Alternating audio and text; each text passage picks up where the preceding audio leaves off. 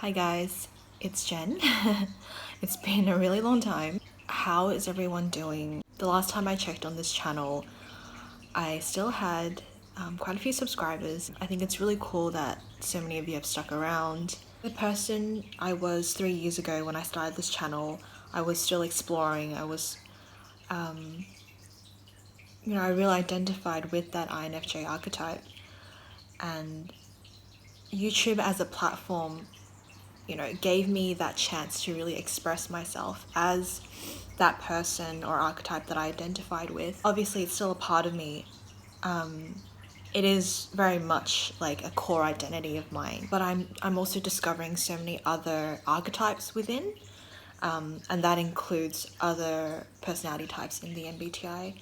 So whether it be an ENTJ or an ISFP, just to throw out a few. There's the archetypal perspective, and then there's the cognitive functions, the more analytical perspective. So in terms of archetypes, I feel like as I've grown older, I'm really starting to understand and appreciate each type for what they represent, what they contribute to humanity, each one's inherent value. And it's just, all of that is very humbling. It's just like we obviously don't function as humans. We never function in isolation. We always depend on other people for support. This is the whole of humanity, and I'm like, it's fine to just accept people as they are, as they come, and it's fine to accept yourself as you are, because I know identifying with being an INFJ is it's so difficult. Like they call us one of the rarest personality types for a reason. It's because we are essentially a part of the minority. Most people in the mainstream don't understand us. We feel left out. We feel like we need that validation from somewhere, and I feel like that INFJ community, or that intuitive community in the MBTI, does help emotionally validate us and make us feel like we're not so alone. We, even as outsiders, we can still have that community, that sense of belonging somewhere, sense of having some sort of validity in the world. Lately, I've really been thinking about my inferior function, extroverted sensing. I've been struggling so much with just integrating it into my life, because lately I've really been working on just building my ego in society, showing other people,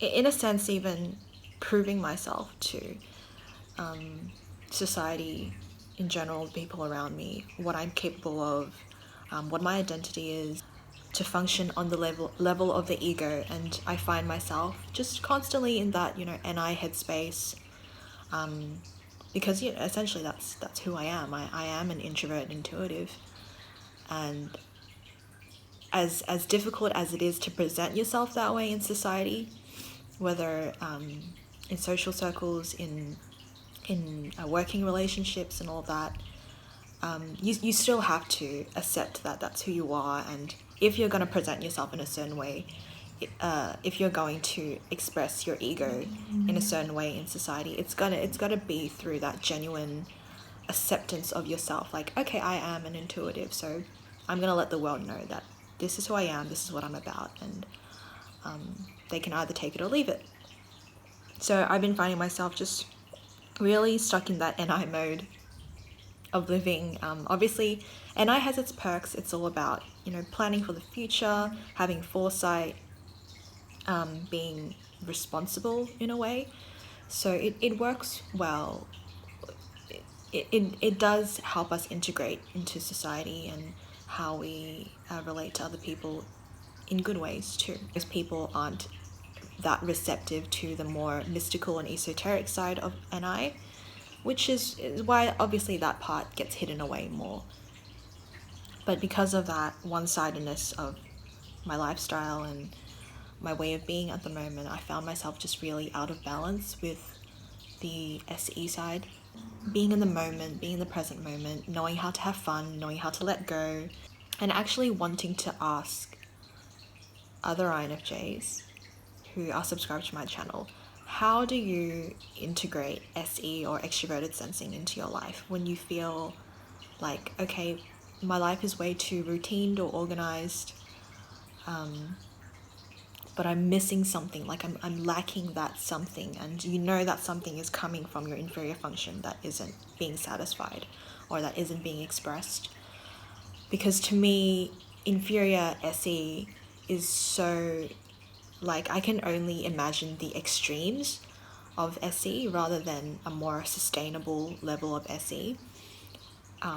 Like doing just something, for example, doing something very reckless that I would probably regret. And extrovert sensing, it's most of the time it's just in our heads. I think, oh my god, imagine like how cool it would be if I could do this thing that an ESTP or an ESFP do pretty much in their daily lives.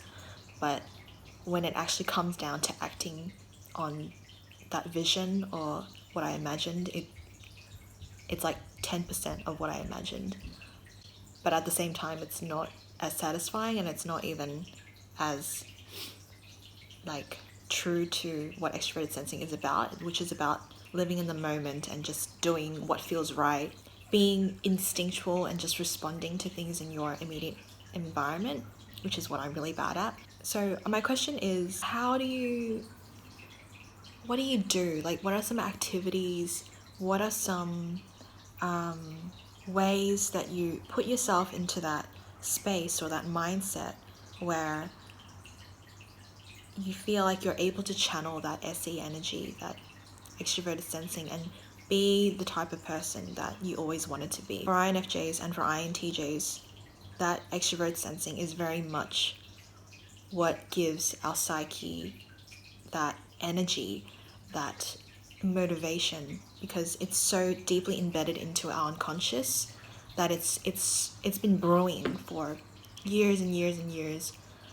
You have no idea how like powerful that potential is, and I know that potential is like super powerful within me, but it's just finding it hard and struggling to have an outlet for it, a healthy outlet for it, that is. Being able to express it in a healthy way, in a way that makes me feel balanced and not tip me over balance, if that makes sense. So I think it would be really interesting to see what you guys come up with. Well, thank you for sitting through this video. I hope something in this resonated with you. And if you're interested in having a discussion about developing that inferior function, extroverted sensing, then please leave a comment below.